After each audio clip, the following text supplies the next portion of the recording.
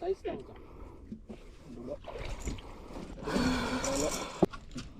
டிஃபனை நீங்கள் கொடுத்த பாப்பர்